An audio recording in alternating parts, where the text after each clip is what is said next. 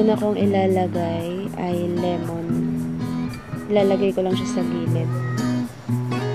Ayan. Next, lalagyan ko naman siya ng asin. Kaya may lemon para dumikit yung asin dun sa gilid ng water goblet. Water goblet yung aking ginamit kasi wala kaming basang social. Next, syempre, ilalagay ko muna ay yellow ice. Kailangan muna ng ice. Next, lalagyan ko naman siya ng Yakult.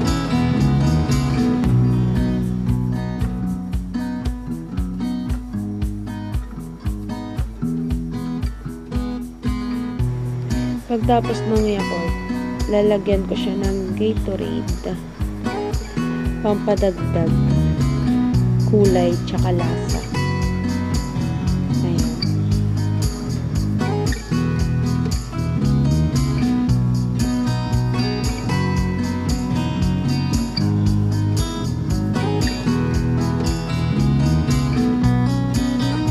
Next, lalagyan ko naman ng gin. Ayan. Ilalagay lang muna natin siya sa shot glass para sa sukat. Siyempre hindi ko cherries. Then, lalagyan ko ng dalandan juice.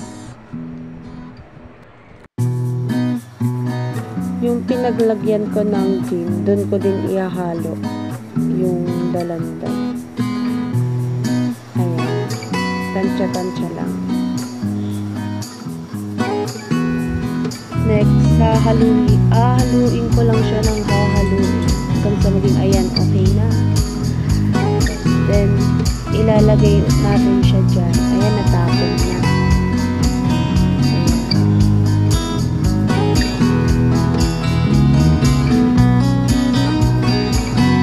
And last, nilagyan ko siya ng lemon.